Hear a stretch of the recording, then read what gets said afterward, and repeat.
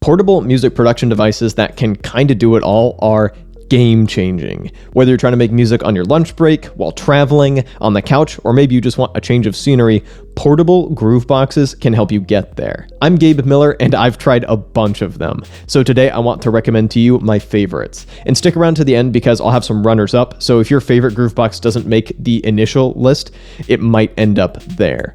All that being said, let's get into what, in my opinion, are the best.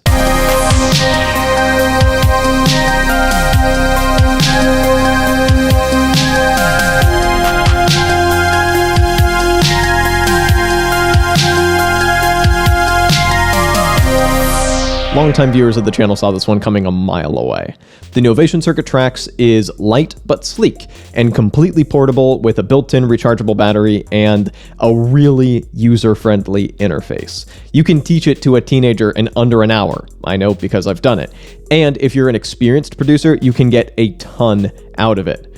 I know because I've done it. Like all of the devices on this list, it's standalone, so you can absolutely use it by itself, but it does have some limitations. For instance, it only has 2 built-in synth tracks and 4 built-in drum tracks for those of you counting. But it can expand from those 2 synth tracks when you connect external synths. And the way it does it is the cleanest, easiest way that I've seen on a device. I recently did a full review of the Circuit Trax after having used it extensively for a year. I'll link that video at the end of this one.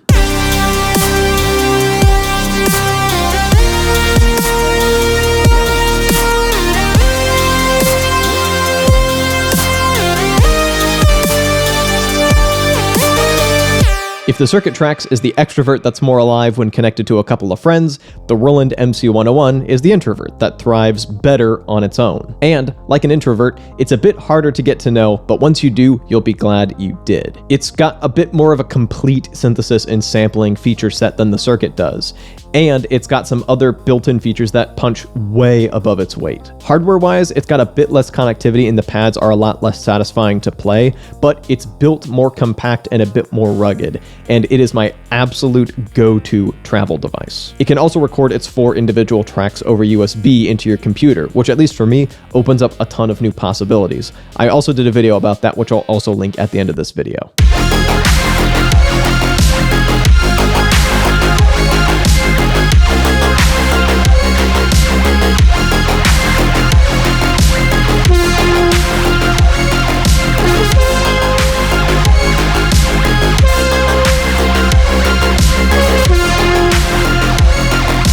The Dirtywave M8 is the newest device on this list, and it's by the smallest company. One dude. This one's probably better suited for more advanced users because the interface can be intimidating or even downright strange to look at. But it's actually surprisingly well thought out and clean to use, and more importantly, shockingly powerful. There are multiple different synth and sound engines packed into this thing, and it's got buttons that ergonomically feel good to use, plus a touchscreen. With the screen, by the way, I've personally never had a problem with how small it is, although your mileage might vary. The M8 quickly became one of my go-to travel devices. Using it on a train is kind of the prime experience. And you can't really play stuff live into it, at least not when you're using it by itself. So coming up with song ideas on it is a bit of an uphill battle for me, but even then, I'm already having enough fun with it to make it worth recommending. I haven't done a full review of it yet, but I have done a first impressions video that I'll also link at the end of this video.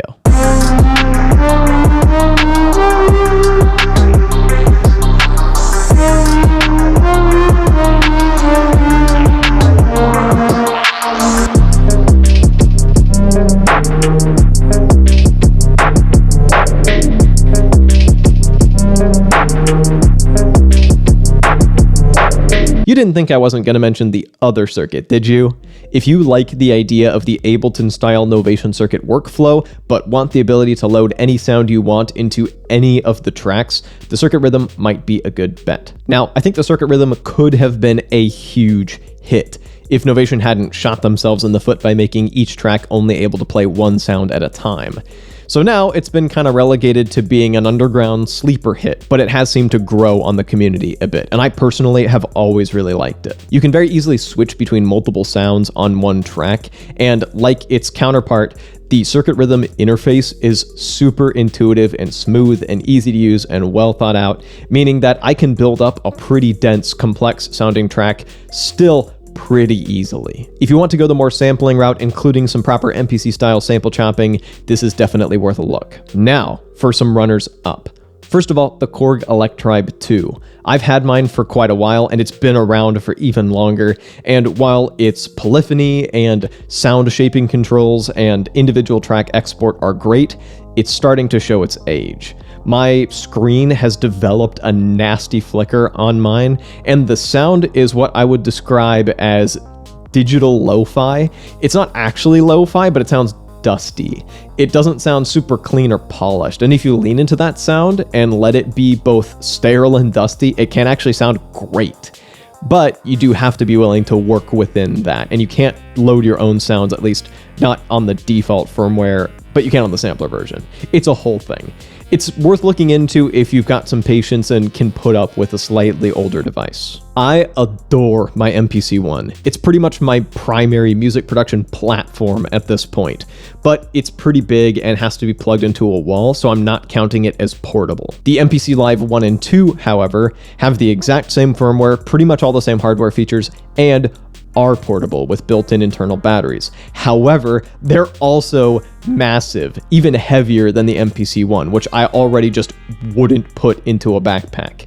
I didn't have a great experience when I tried the MPC Live 1. My unit had deteriorated quite a bit, so I would only say to get one if you can get it for much cheaper than the MPC-1 and can test that the pads work first. But I have no doubt that the MPC Live 2 is excellent, provided you're okay with the hefty price tag and the hefty device itself. For a long time on YouTube, the OP1 was kind of the flagship portable music production device, but obviously times have changed and there's a lot more stuff out there now. I was lucky enough to get my original OP1 for $800 before all the price hikes kicked in, and when that was happening, I already was starting to have a hard time recommending it to people for $1,000, and then recently Teenage Engineering went and released the OP1 Field, the latest and greatest version of it that's $2,000.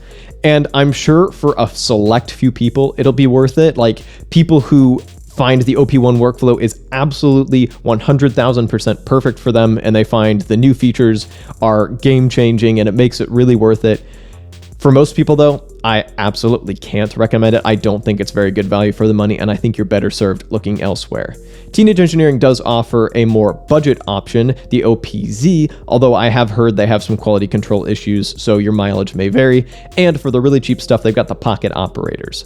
Personally, I would only recommend going with the PO33KO, which is the sampler version. I think you'll get the most out of it as long as you lean into its pretty lo-fi sound. That one can be a lot of fun if you take it for what it is. And I should at least mention the Synstrom Deluge. People love it. I haven't had a chance to try it yet, but stay tuned. If you already like the Roland MC101, but wish it had more tracks, a song mode, and an audio input, and don't mind it being bigger and having to plug it into either a wall or a USB power bank rather than having built-in batteries, you might actually like the VerseLab MV1. It's a weird device. I got the impression that it kind of flopped and that Roland didn't really know what they were doing with it, but I think it's kind of underrated. I still miss mine. Speaking of plugging a device into a USB power bank, there are two more I can mention that fit that criteria.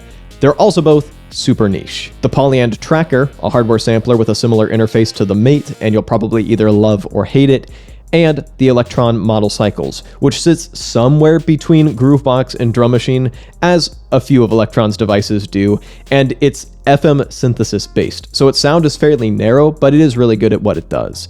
Both of these devices are great. I've really enjoyed using them, but I can't necessarily recommend them to everyone. And of course, don't forget phones and tablets. Apps like Koala Sampler, Caustic 3, Flip Sampler, Korg Gadget, and even frickin' GarageBand can be a great starting point for making music on the go. It might be a little bit more fiddly, and of course you'll be working on potentially a small touchscreen, but it's a good starting point to keep in mind. And that is the list. Thank you so much for watching. If you've got any others you want to mention, be sure to leave them in the comments below. And if you want to check out some of the other videos that I've mentioned over the course of this video, you can click or tap up over here somewhere.